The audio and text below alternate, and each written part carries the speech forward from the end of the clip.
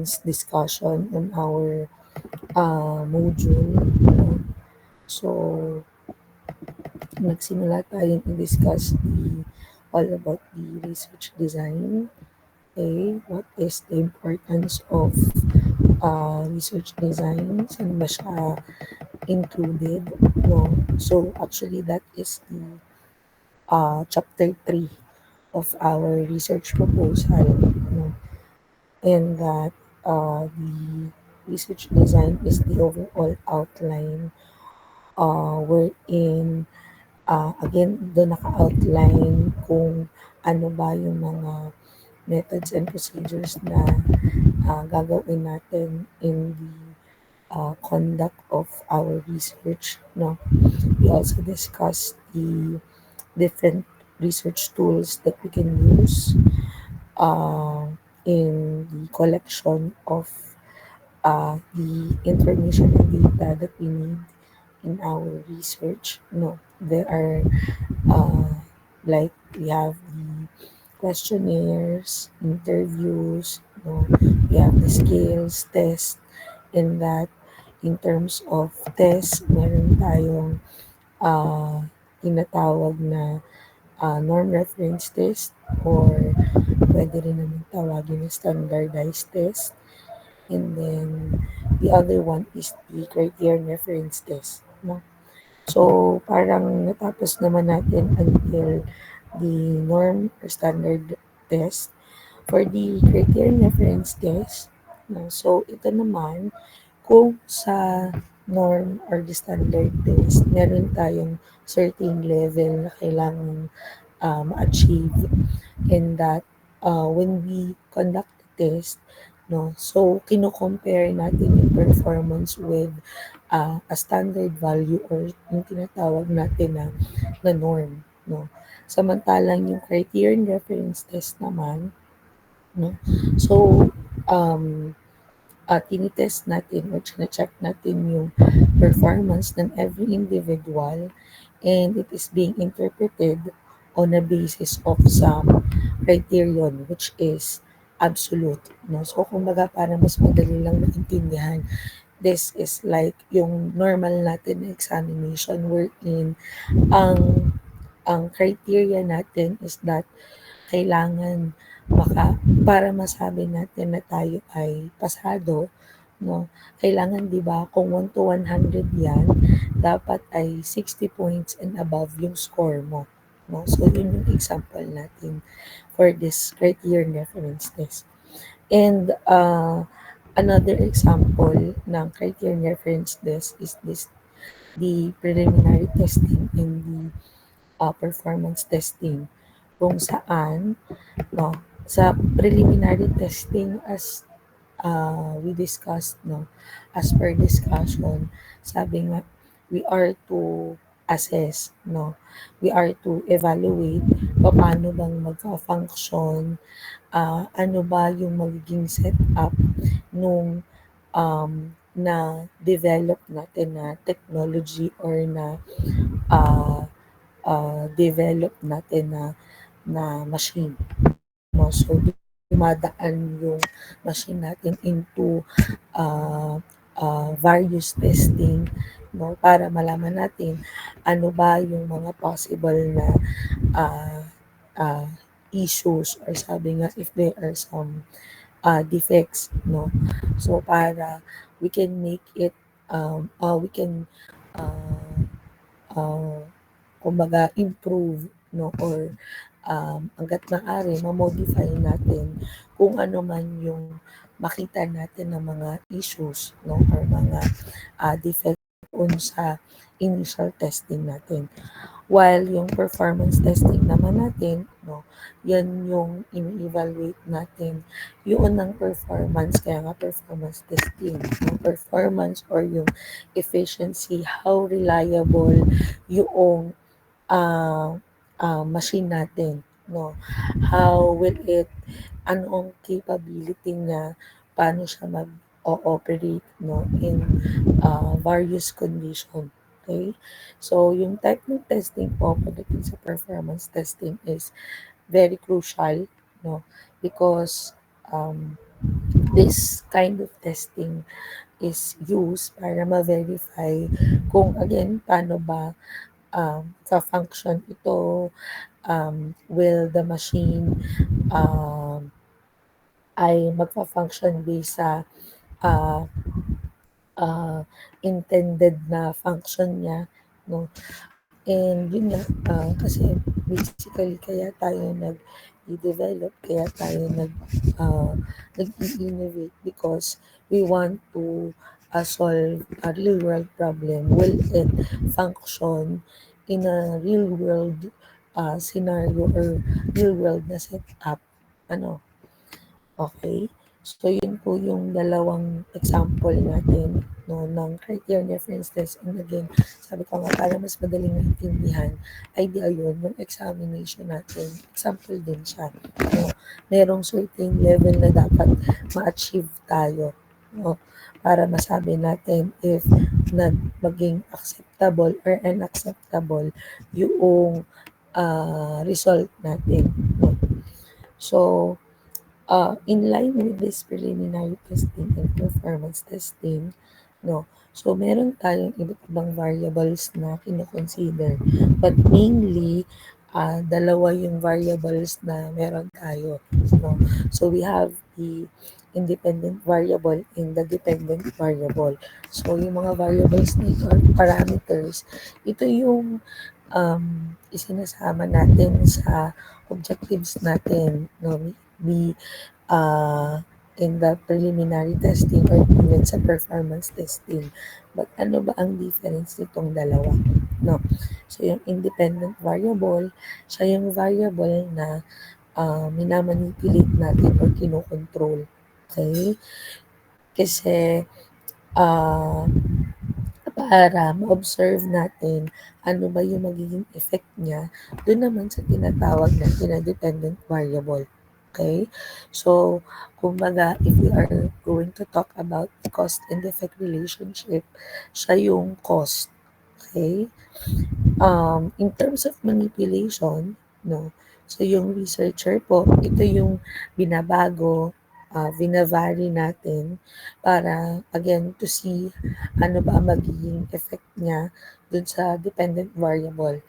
And we also call this as the predictor variable kasi nga kumbaga ina-assume natin na kapag binago natin yung independent variable, we are expecting na we are predicting that there is also a change pagdating sa dependent variable. So, also, itong independent variable, may iba't ibang level siya or may iba't ibang condition, no? At yun yung variation na sinasabi natin. So like for example, meron tayong iba't ibang treatment groups, meron tayong iba't ibang dosages, or even different time points. Okay? So kung yung example natin dito, no, uh, if we are to study, no, ano ba yung effect ng sleep in terms of or yung sleep pagdating sa test performance, yung amount ng sleep, no, yun yung independent variable natin. About the different conditions or levels, no. So, kumbaga, amount ng sleep, so, yung bilang. So, yung example natin dito, kung halimbawa daw na 4 hours, kung halimbawa na 6 hours or 8 hours at tulog ng, halimbawa, estudyante, no, ano yung magiging effect noon pagdating sa test performance nila. Or kung halimbawa mag-experiment tayo, ano ba ang impact ng iba't ibang fertilizers pagdating sa plant growth, no? So, if we are to vary, so we have different types. It can be an organic fertilizer or it can be a chemical fertilizer. So, ano yung magiging independent noon as, ano yung magiging effect noon as an independent variable sa plant growth ng halaman, no? So, kung kanina, yung independent variable, siya yung kinokontrol natin at minamanipulate. Yung dependent variable naman, siya yung mini-measure natin or siya yung ino-observe natin in response dun sa change na ginawa natin with the independent variable. And again, talking about the cause and effect relationship, ito yung effect, no? So, uh, yun pong dependent variable natin, sabi nga, siya yung outcome, no, na mini-measure natin ano ba ang naging changes sa kanya, no, in response dun sa variation na ginawa in the independent variable. And kung kanina ang independent variable, ang tawag natin sa kanya is the predictor variable, yung dependent variable naman is what is also called as the outcome variable. Kasi nga, siya yung reflection na naging manipulation natin with the independent variable. And yung value po ng dependent variable ay ah, ah, nagre-rely at nagde-depend on the changes in the independent variable. Okay? So, kung kanina dun sa ating example na kung saan ang independent variable natin is the amount of sleep, kung saan binari natin siya, yun naman pong dependent variable natin is the test performance wherein if we make it na quantifiable if we use our test scores, no? So, yung test scores po natin will be the dependent variable, no? So, ano ba ang magiging effect sa paghaba ba ng tulog natin ay anong magiging effect with our scores? Yan ba ay kapag ma maiksi lang yung tulog mo ay mababa ang maiksi din or konti or mababa lang din yung score mo or paghaba ba ng tulog mo ay din ng test scores natin. No. Same with kung halimbawa dun sa plant growth kanina using different fertilizer, 'di ba sabi doon using organic or chemical, no, chemical na fertilizer, what will be the effect pagdating sa in terms of plant growth, no, making it quantifiable. How about checking ano ba yung effect sa height ng plants? Pwede rin naman na halimbawa sa dami ng dahon or pwede rin naman sa dami ng fruits niya. No? And that is our dependent variable. Okay? So, ano ba ang importance ng uh, IV, independent variable, and the dependent variable? So, actually, lalo kapag design and development, crucial talaga siya pagdating sa pag-establish nito, no, yung causal relationship natin. So, important na talagang ma-identify natin, malaman natin ano ba yung need natin na i-manipulate at i-control ng mga variable because doon talaga natin malalaman paano ba kumbaga, paano ba natin pagaganahin yung technology na or yung dinesign natin, yung fabricate natin na technology, no? So, and also having it properly identified. So, um, kumbaga, in the end, mas yung, yung data, yung information na makukuha natin is very much accurate, no? So, kapag maliwanag sa atin kung ano-ano ba yung mga variables talaga natin. Okay? So, okay. So, after identifying ano yung mga variables natin, part din ng ating research design is yung tinatawag natin na conceptual framework. Okay? So, yung conceptual framework po, no, kaya nga ito yung title niya because dyan po natin makikita, no, all about the theories and knowledge na kailangan ay aware tayo at alam natin because ito yung magaguide sa atin in the conduct of our research or even in terms of project development or kung halimbawa meron tayong problem na gustong i-solve, no? Because using this conceptual framework, it clearly provides yung systematic and clear way para mas makapag-organize tayo ng information. Mas madali sa atin ang mag-interpret ng mga information na meron tayo. No? So, these are the building blocks ng ating framework representing the key ideas, variables, or phenomena that are being studied or analyzed. Okay? So, part ng ating building blocks like the theories kung saan it provides the kumbaga underlying explanations or yung mga assumptions about papaano ba na yung concept natin ay puwede nating mai-relate 'no, para masabi na puwede talagang gawin yung naiisip natin or na-conceptualize natin yung idea natin, okey? So, 'yan, excuse me po. So, ano ba ang purpose ng conceptual framework 'no? So, yung conceptual framework, again, siya yung parang roadmap natin in conducting our research. By identifying ano ba yung kailangan nating pag-aralan, um, ano ba yung coverage, no? Paano ba natin siya pag-aaralan? So, once na malaman natin, ma-identify natin iyon, no? Um, Maintindihan talaga natin doon, ah, kaya na nating makapag-formulate nung research questions natin, no? Kasi meron na tayong mga informations, eh. Meron na tayong knowledge about a specific topic, no? So, kaya natin makapag-formulate na ng research questions, pwede na tayong mag-generate or pwede na tayong gumawa ng hypothesis natin.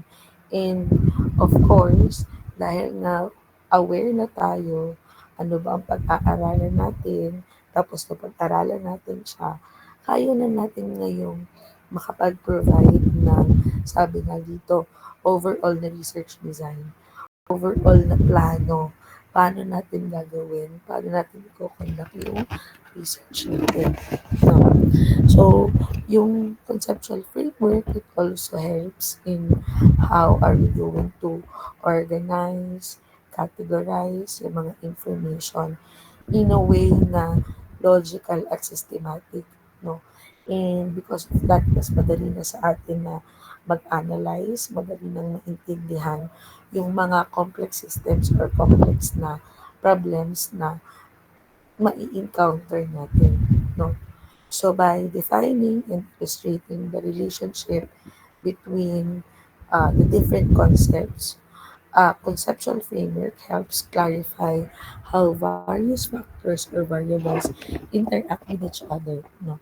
So, kasi yung conceptual framework, we use shapes, we use diagrams, no? Para makita natin ano ba yung effect ng kada variable to other variable. No? So, we use like boxes, where hindi natin nilalagay yung mga um, requirements, theories, knowledge na dapat gawin tayo.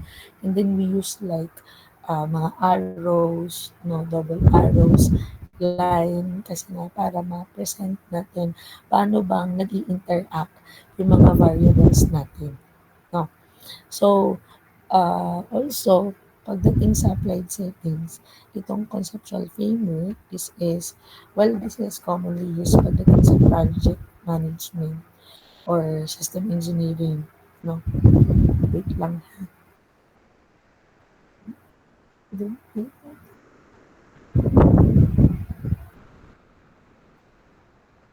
Okay, no.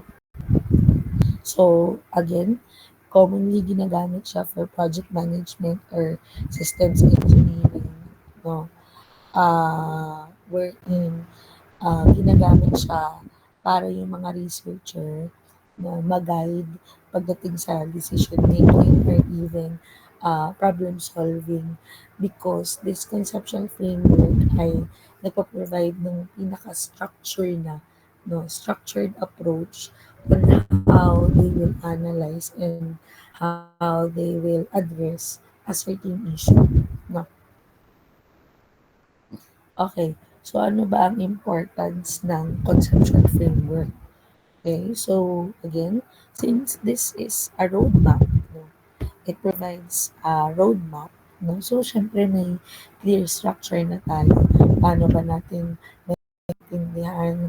Meron ng scope, meron ng focus, no? May direction na kung paano natin gagawin yung research natin. No? So, again, it helps in maintaining the focus.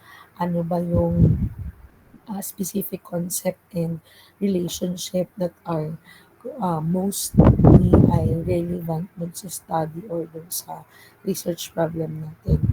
No?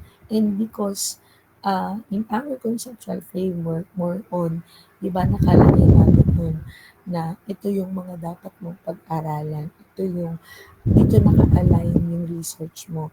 Wherein yung mga yon are those theories, basic knowledge, the basic requirements no, pagdating sa study natin. And dahil nga naka-ground tayo doon or naka-angkla tayo on those theories and knowledge. No?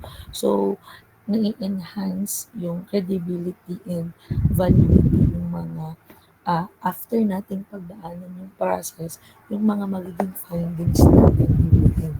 No? Also, itong conceptual framework po, it serves as a tool on how we are going to communicate, no? Kumbaga parang maintindihan ng mga stakeholders, ng readers natin, ng reviewers natin, no? Yung rationale, no? Yung nung ating study, no? Um, why we are conducting that specific na research. Okay? So, commonly, using this conceptual framework, ginagamit ito uh, sa mga academic research, no? To frame yung study design, the methodology that we are going to use, no? Because sabi nga, guide kasi ito, no? Guide ito on how we are going to execute a certain project. Paano ba natin gagawin yung iba't ibang task, no? Na uh, uh, present natin pagdating sa research, no? Ano ba yung target? What are the target outputs, yung goal, no? And what are the processes na needed to achieve that goal? Okay? So, in our program, no? So, meron tayong tatlong model na commonly ay ginagamit, no? The first one is the IPO model, the second one is the CDIO model, and the third one is the engineering design process model. No? But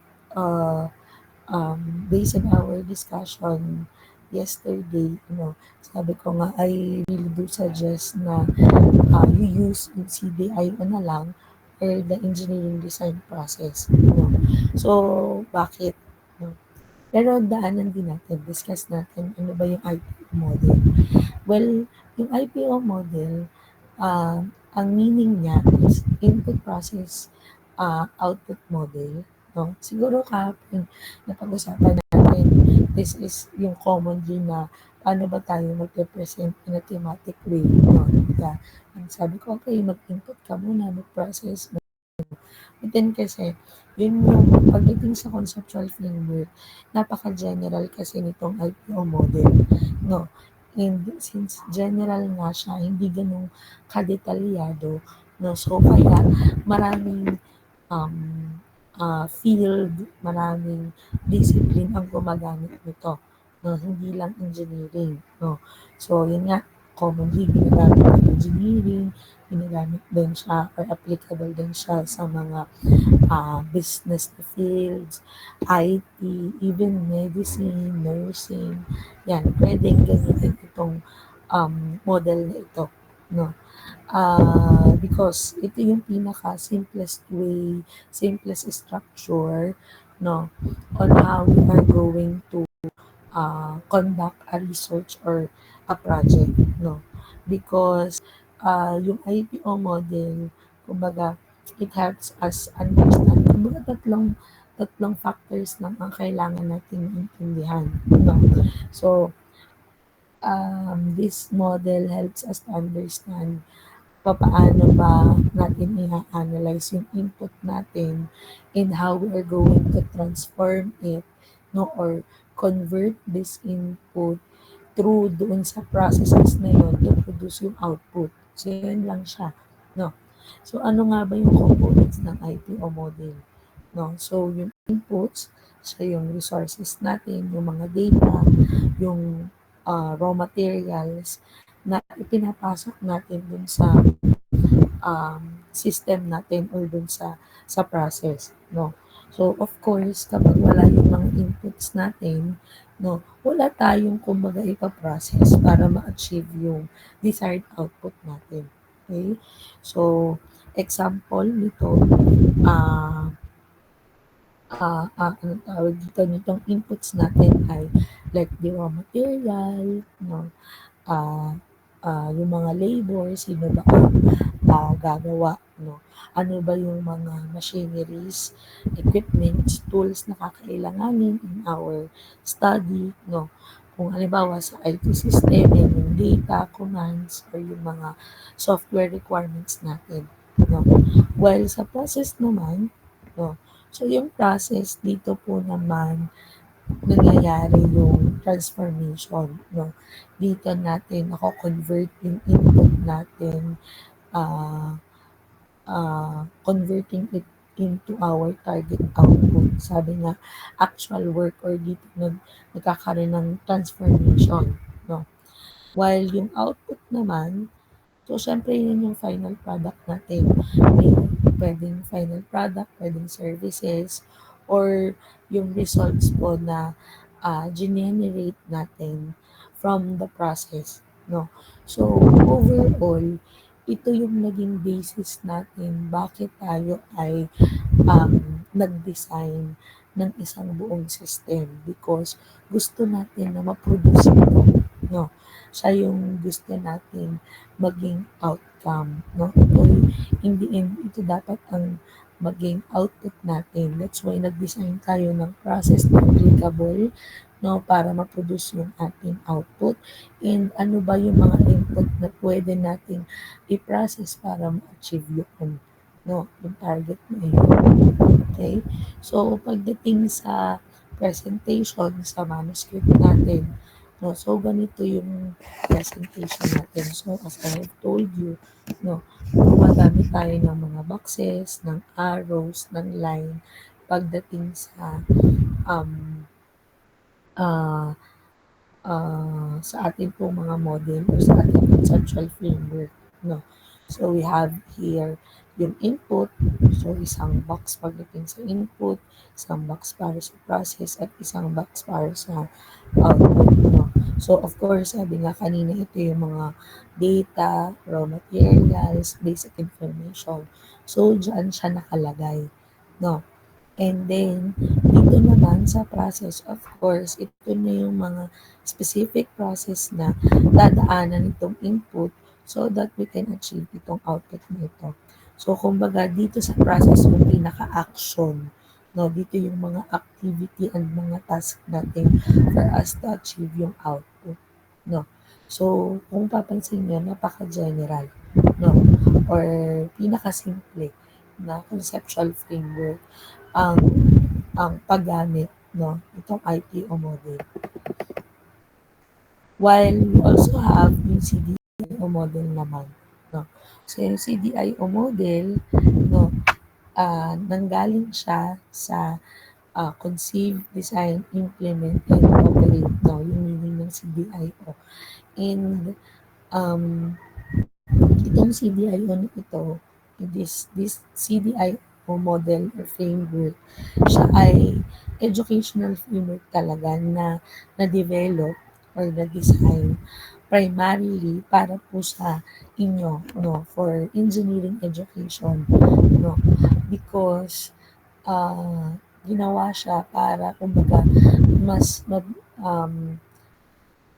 habang nasa university kayo, habang nasa school kayo, ma-prepare na kayo as a student sa real world ng engineering task, no?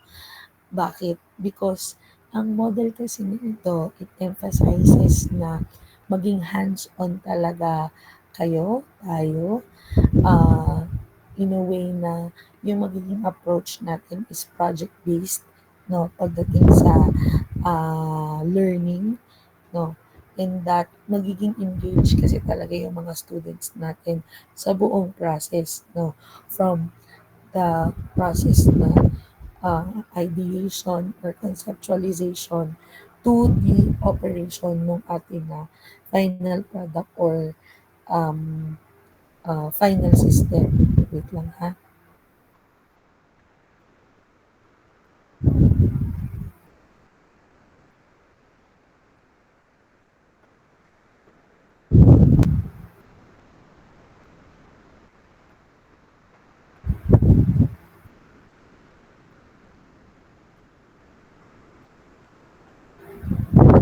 Okay? No. So, actually, in our university, as far as I can remember, the CDIO model started parang 2013 ba? No, 2013, no, to apply in our university. For the longest time, we used the IPO model, but starting no 2013, na inadapt nga natin, kumbaga, sabi nga sa engineering education, lagi naman yung nag-evolve. And as far as I can remember, may mga faculties pa tayo na nagpunta, I guess, in Singapore during that time para i-adopt, para nga matutunan paano ba itong approach using the CDIO model. No. So, and actually continuously monitor pa rin ng, kumbaga tayo, collaborator yung university natin pagdating dito sa CDIO. No. So, again, ang CDIO stands for Conceive, Design, Implement, and Operate. And ito rin, yung mga components nito ay ganun din. No? Kumbaga, phases. No? Like for example, for the conceive phase, no? So, ito yung phase kung saan, ito yung initial stage ng research natin, no? Or ng engineering process. Okay? So, it is where yung students natin, dito tayo nag-identify ng need, no? Dito natin dinidefine yung problem. And once na ma-define natin yung need, ma-define natin yung problem, doon na tayo ngayon nag-iisip ng mga doon tayo ngayon nag-ideate or nag-conceptualize, no? Kumbaga, initial ideation, initial conceptualization. Okay? So, katulad ng example ko sa inyo, kung halimbawa meron kayong nakausap na um, mga business owners, no? Yung mga SMEs, tapos nai-interview mo sila, makakakuha kayo ng information, then dun lalabas yung need nila. No, dun lalabas that there is a problem. No, dun nyo ma-realize na, okay, problema nga pala siya. And then from there, dahil na-realize nyo ay may problema, so ngayon mag-iisip ka, what are the possible na solution na pwede ninyong magawa. No, mag-a-ideate kayo at mag-conceptualize na. So, common na activity pagdating dito sa phase na ito is that, well, number one, the problem identification. And then next is the needs assessment. No? At isa pa rin or pasok din sa mga activities na ginagawa pagdating sa concept stage is yung mag-conduct tayo ng feasibility analysis. No? Yung requirement gathering. And since meron na tayong initial na ideation or conceptualization, pasok na rin dyan yung conceptual design. No? So, okay. So, yung second phase naman natin, which is the design phase, So, di ba, meron na tayong initial concept from the conceive stage, no? So, yung mga initial concepts na iyon, sa phase na ito, we try to transform it into a detailed plan, no? Gawa natin ng bawat idea, gawa natin ng detailed na plano or gawa natin ng blueprint, no? So, kumbaga, dito sa design phase, dito yung nagki-create na tayo, we transform yung idea natin na uh, gagawa na natin siya ng mismong mga technical specifications, no? So, parang on your side, no, noong nagpo-propose kayo ng topic at nag-iisip kayo ng design, no, 'di ba?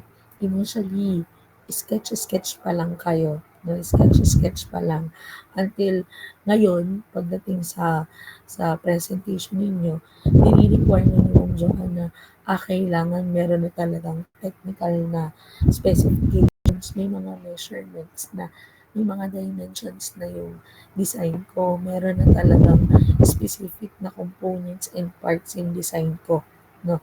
Meron ng model or even meron na tayong prototype, no?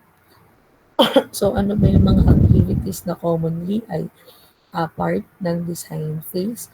So, again, dyan na yung detailed design work, dyan na rin tayo sa simulate, no? So, kasi commonly, para maiwasan na maraming beses tayong mag-modify dun sa mga pre-prototype natin or kumbaga initially ay nagawa natin, nabuo natin na technology, no, nagsasimulate muna tayo, no. Kung halimbawang need natin ng maraming data and information, minsan nagmamat-modeling tayo, no, na drafting specifications and dun nga, prototyping. Okay? So, yung third naman na phase pagdating sa model na ito is the implement phase, kung saan ang focus na nito, once na ma-design na natin, no, magawa na natin, may technical design na tayo, dito yung actual na construction na or fabrication, kumbaga, pagdating sa design and development, no, construction, manufacturing, or kung may kinalaman sa IT, tas data, dyan yung coding, no, ng ating product. Okay? So, kumbaga, from the design phase, we translate it into a physical product or gumagawa na tayo ng mismong working system. No? So, yung activities natin dyan is yung manufacturing, construction, programming, system integration, and yung testing. No?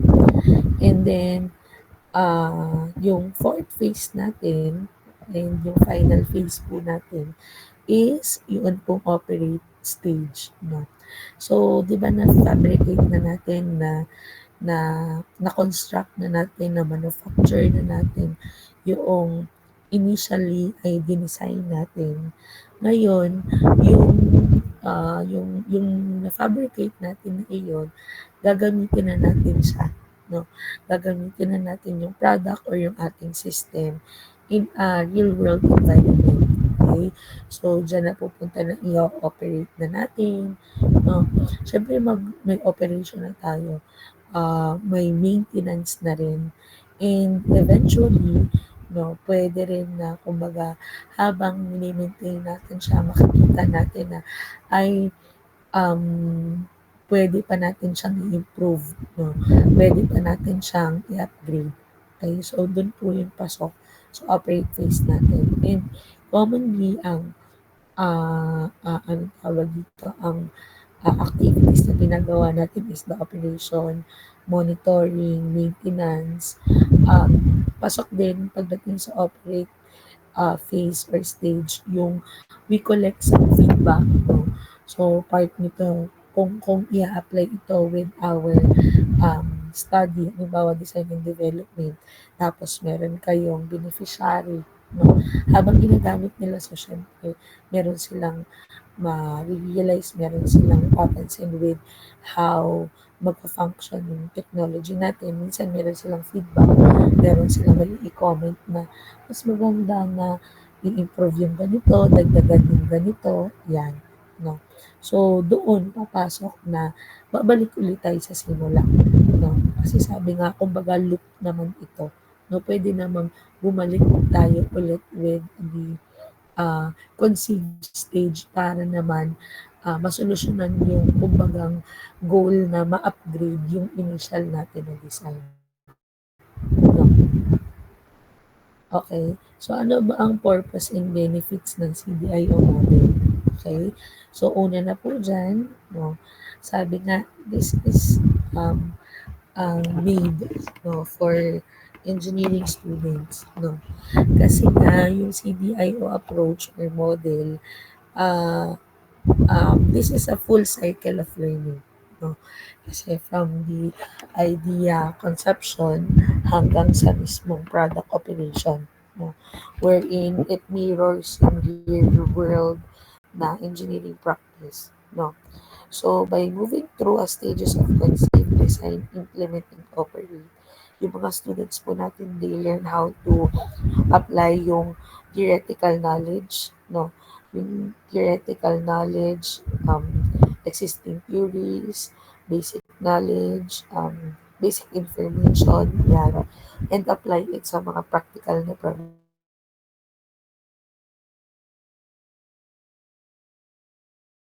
Bakit ba ito nangyari? And also, naiintindihan din nila paano siya gagawin, paano siya susolusyonan. No? So the model emphasizes hands-on, project-based learning where students work in real-world problems and create a tangible products or system, enhancing their problem-solving and teamwork skills. And then also, the CDI approach prepares students for the complexities of professional engineering by involving them in all stages of product or system development, making them better equipped to handle similar challenges in their careers. And lastly, throughout the CDIO stages, yung mga students natin no, applying this model framework, no, they collaborate in teams, no, which also helps them develop important skills in communication, leadership, as well as project management. And then, saan ba commonly ay ina-apply itong CDIO model? Again, ginawa siya for engineering education. Dinevelop siya. So, of course, this is widely adopted po ng mga engineering programs around the world. Okay? So, it encourages the development of engineering skills in a structured manner. No? Again, from the idea generation hanggang sa application na practical application noong na-generate natin. So, yung model po provides a framework kung saan uh, makakapag-design tayo, no? A framework for engineering, designing engineering curricula that emphasizes yung both technical knowledge and practical skills, ensuring na yung mga graduates po natin are industry ready. Okay? So the CDIO approach can also be applied in professional engineering environments, guiding in development of products and system sa mga industries po such as sa automotive, sa aerospace, or even sa electronics. Okay? Okay. So, kapagka ginawa ninyo sa, ah, anong tawag dito, sa ating, research 'no, so ganito niyo siya ipe-present 'no. But commonly hindi yan portrait ha, naka-landscape dito 'no, kasi you are to utilize yung buong page natin kapag prinesent ninyo. So, you can see here na okay, kanina kasi 'no, included even yung software requirements, itong mga ito, with the inputs 'no. So, basically nandiyan pa rin yung mga, basic principles natin, existing theories, wherein yan yung mga knowledge requirements natin. The hardware requirements, yan, part ng ating conceive stage, no? And then, yun nga, nahiwalay yung mismong design phase natin, no? Kung saan, again, paano ka ba magde-design? Ano ba ang mga considerations and requirements mo on designing? What are the softwares that you are to use or utilize for you to design? Yan, so specifically nakalagay dito. No. And then yung sa implement stage as per discussion, no. So dito natin uh, i-manufacture, no, uh, i-convert yung initial design natin in the actual na. No? Dito yung manufacturing, dito yung fabrication, construction, ayan. No? So dito, until such time na ma-assess natin na pwede na siya for full operation. No? And then, of course, for the last phase, kung saan dito na yung mismong operation, dito sabi yung operation, yung maintenance, no? If yung commissioning, yung upgrading, dito po papasok yung operate natin. No? Okay? So, yung last naman natin na model is the EDP model. No?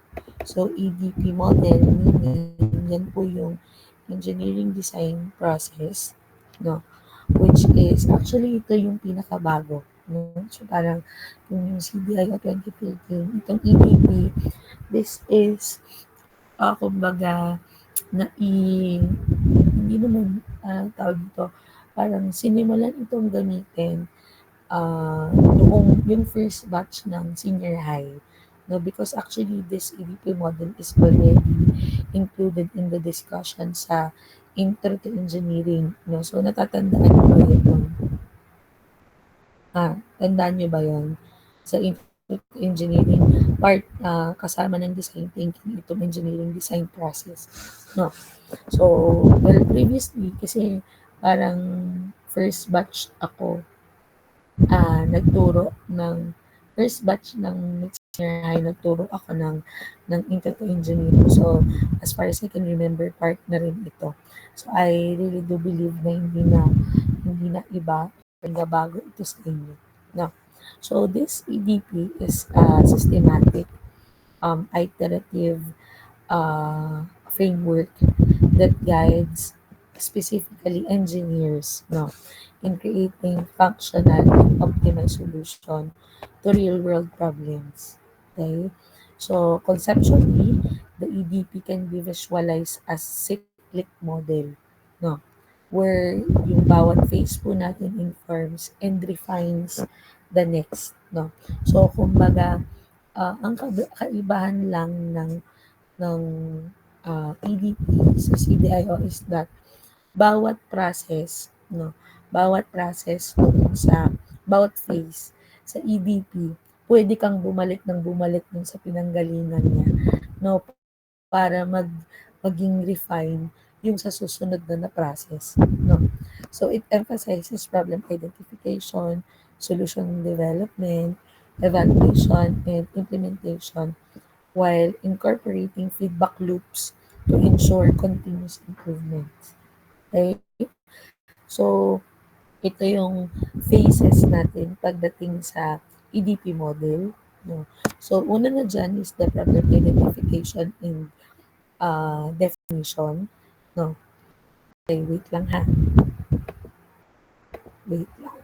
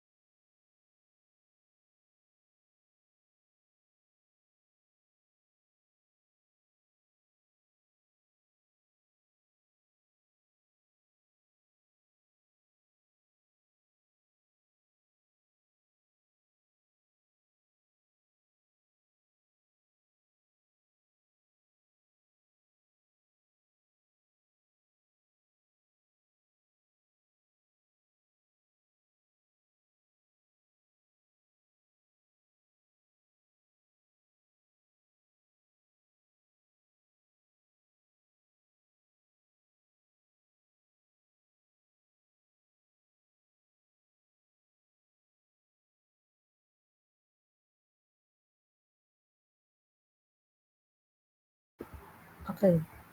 Oh.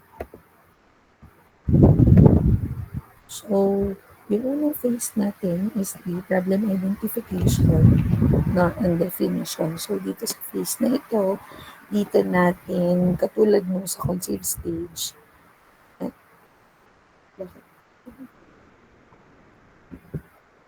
Wait lang ha.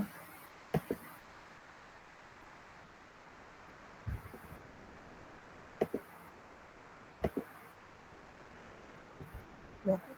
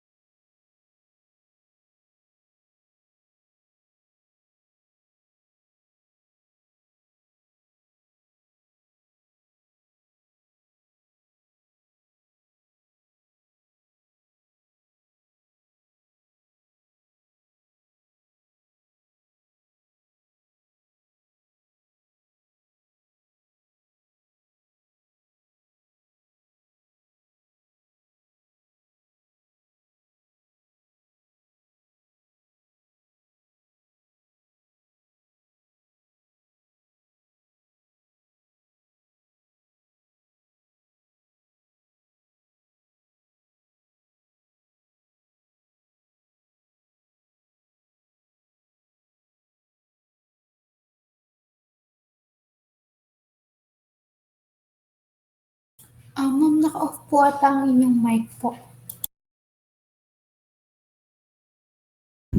Ay, sorry na. Okay po. No. Okay.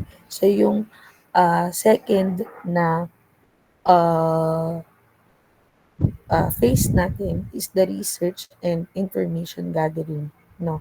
So, after natin dumaan dun sa first phase kung saan in-identify natin at identify natin yung problem, no. So, ngayon, magagather na tayo ng information, no. Kukuha na tayo ng mga relevant data, what are the standards na align or inline doon sa na-define natin na problem. And if there are some previously developed na solution, no, kailangan ay mag-gather natin yun. So, yung phase na ito, it ensures na informed decision making and reduces yung risk, no? Kasi nga, yung mga relevant data na yung standards na yung pagbabasihan natin. So, the conceptual model highlights the importance of integrating both yung theoretical knowledge as well as yung mga empirical evidence natin. No? So, in this um, phase, ang mga key elements natin is, of course, dyan papasok yung literature review natin, no? And then, benchmarking ng mga existing solutions, no? So, part yun, pwede niyong ilagay sa inyong chapter 2, no? If there are existing technologies na halos kaparehas ng pinopropose ninyo. Pero syempre, may mga innovation yung sa inyo. No? So, pwede nyo siyang idagdag as part of your consideration pagdating sa inyong study. No? Material, technology, and cost consideration. Okay? And then, yung third phase natin is yan na, yung conceptualization and ideation. No? So, dito sa phase na ito, dito naman ini-emphasize yung creative problem solving. Dito tayo nagko-conduct ng brainstorming, nagkakaroon tayo ng focus group discussion, ideation. No? Dito tayo nag-ideate. No? So, of course, kapag na-identify natin yung problem, no, makakaisip ngayon tayo ng maraming possible na solution or concepts na pwede nating gawin, no, para ma-solve nga yung problem, no. So we develop those concept para ma-meet ano ba yung design objectives natin. So itong step na ito includes sketching, yung mga simulation, or even nagko-conduct na tayo ng initial na feasibility analysis, no. So I remember dito sa part na ito, dun sa brainstorming and ideation, di ba? Kung tatandaan ninyo, gumagamit pa tayo ng sticky notes, no? Maraming sticky notes. Tapos, parang kinakapit lang natin dun sa board natin yung mga idea na naiisip natin regarding a specific na problem, no? Tapos, marami yon na parang i-group pa natin kung alin yung sa tingin natin ay pare-parehas yung pinaka-idea. No? So, yung sa phase ito yung mga key elements natin is yan. Yung generation ng multiple solution concepts, application ng creativity and innovation, no? Preliminary feasibility assessment, kung saan ina-assess natin yung technicality, economic, environmental aspect, no. And then next po, no, is the detailed design and analysis. So, doon sa maraming mong concept, no, na naisip, na conceptualize, no, through brainstorming and your ideation process, no. So, ngayon, pipili ka ng isa na sa tingin ninyo ay pinaka-suitable, magiging solution dun sa problem na in-address natin or problem na na-define natin. No? And pag nakapili na tayo, the process moves to the detailed design. No? So, kumbaga, if we are to compare with the CDIO, no? So, dito na tayo sa design stage, no? Fourth phase na ng EDP, no? So, the conceptual model shows a transition from abstract ideas to precise specifications. Okay? So, dito, kino-consider na natin yung mga real-world na scenarios or yung possible na maka-affect talaga with our design, no? Like the structural, thermal, fluid, mechanical, electrical parameters, no? In that we are really using softwares para talagang makatotohanan yung pagkaka-design natin, no? So, meron na tayo, we can use the CAD, SolidWorks, yan, yung mga softwares. We do simulations, or even we do some prototyping, no?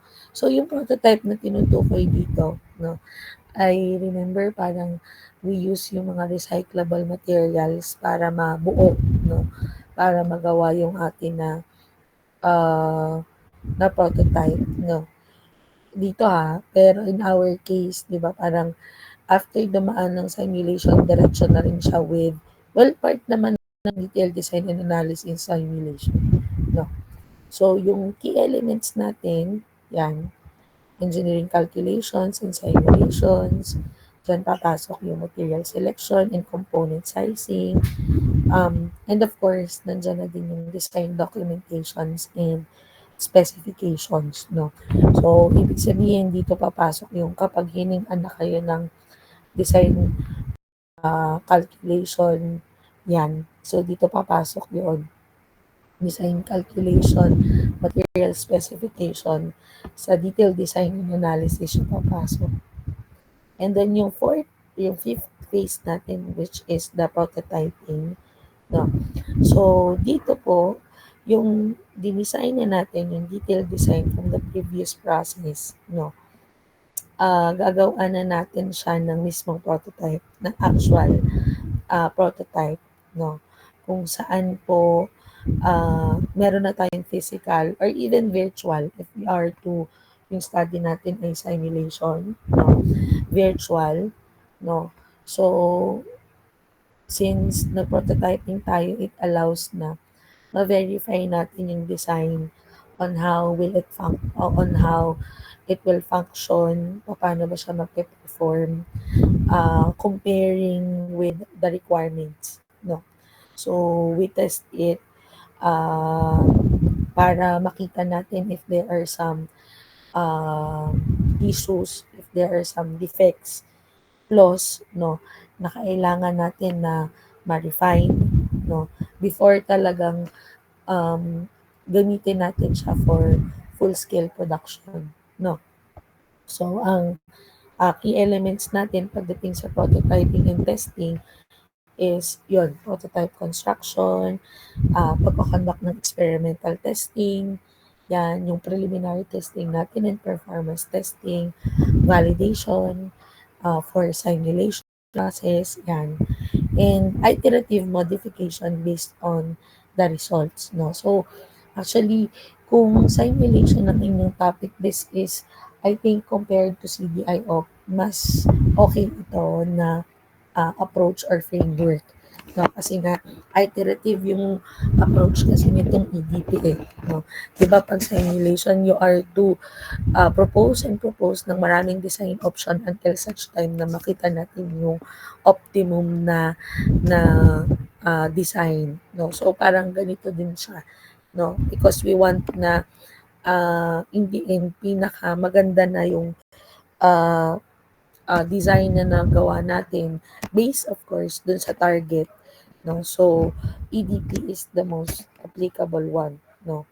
Kasi nga iterative yung approach nito. Kumbaga, paulit-ulit nating i-improve, paulit-ulit nating i-modify para uh, in the end, makita natin kung alin ba yung pinaka-applicable.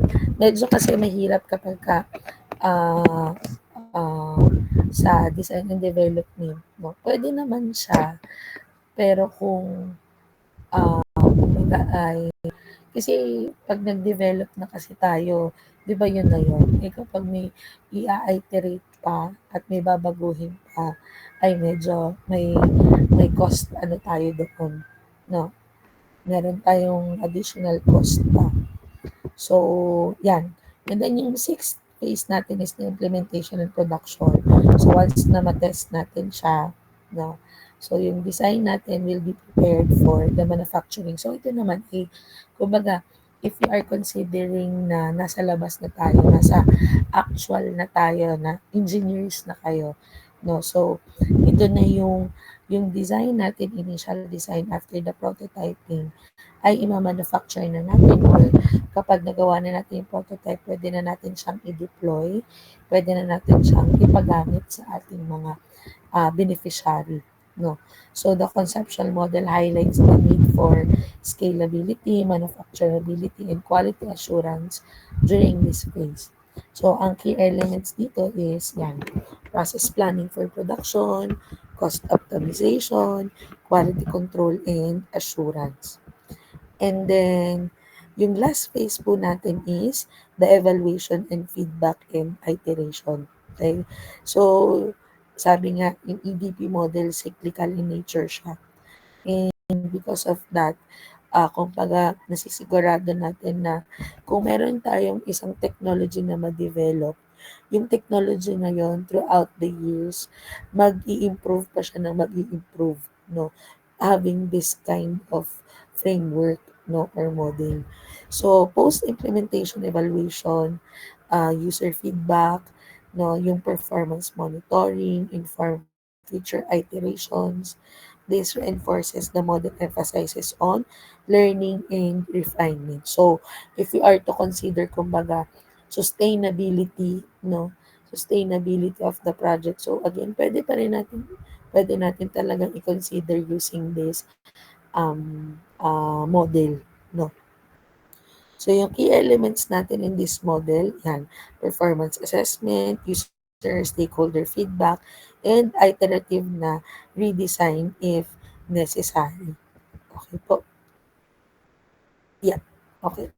So, we're done with chapter 5. So, ipakita ko lang, kaya ko binuksan kasi in our module, I think wala tayong example ng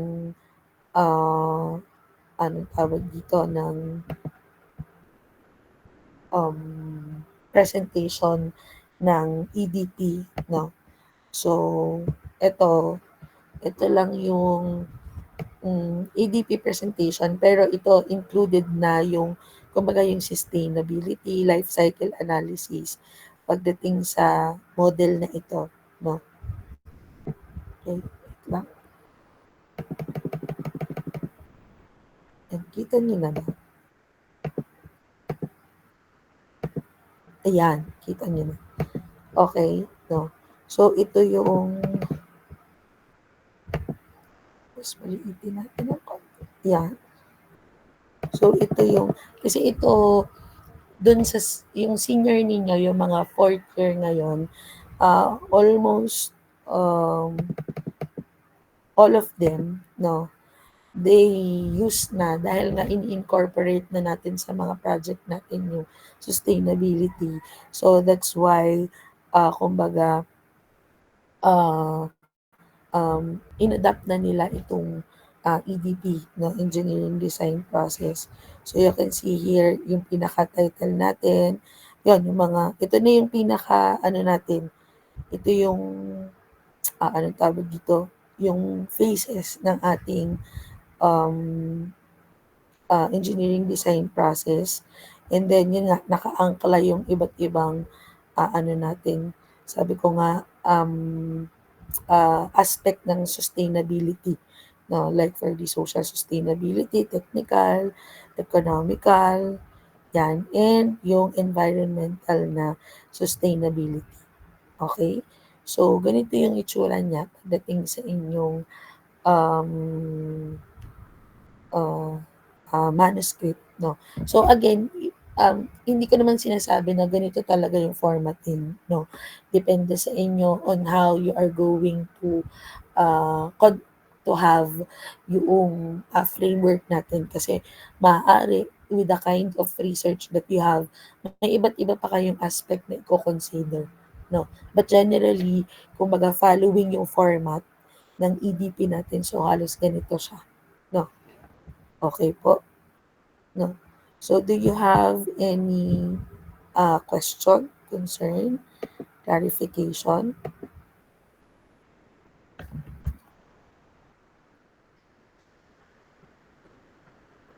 Okay po. No. So, tayo ay patapos na. No. Okay. So, on Monday, mukhang wala naman, no? Or baka bumabagyo na dyan sa inyo kasi dito sobrang dilim na, umaambon na rin, no? But, ayun, konti na lang, actually patapos na tayo, discussion na lang ng um, ethical considerations and then we're done, no. Continue na lang kayo sa um, pag-generate ng ating research proposal. But then, isa pa pala, your assignment, no, is to complete yung ating activities, no, until activity number 8 because I will be asking you to submit that on week 14, no, dun sa face-to-face na klase natin, no. So, walang pupunitin, no, walang kahit na anong pupunitin. Ang isa-submit ninyo is yung lecture notes mismo, yan naman ay ibabalik ko once na yan ay matapos kong checkan, no? Yan ay sa inyo, no? Okay po. So, once na ma-check ko, ibabalik ko din sa inyo agad. Okay po. And then the remaining na meetings na natin after nating ma-discuss the ethical consideration, will be critiquing, no? So, I am expecting na kumbaga nagsisimula na kayo or hangga't maaari patapos na nga, no, yung inyong research proposals na pwede na natin masilip, ma-check na in case na may need na i-improve before the actual na submission on November 21, no, ay pwede pang mabago. Okay po? So, nabanggit ko nga pala, no, na need ninyong i-include pala sa isasubmit ninyo na research proposal yung rubrics. Naulit ko ba kahapon? Okay. Helena, na ulit ko na isang copy per group ito ha, isang copy for the rubrics ng mismong manuscript at 5 na may pangalan ng group members para sa oral presentation na rubrics. Ha? Okay. So, ayun. So, wag kakalimutan yun ha. Baka yan ay dahil nagmamadaling habulin yung alas 5 ay nakalimutan na yun. Okay po. So, i-consider yun. Isipin ko pag nag-submit. Dahil hindi ko alam kung saan ko ilalagay ang grade ninyo kapag wala kayo noon. Okay po? Siya, sige. So, kung wala ng concern, question, clarification, no? So, thank you for, wait lang pala, nag-aano lang ako sa mga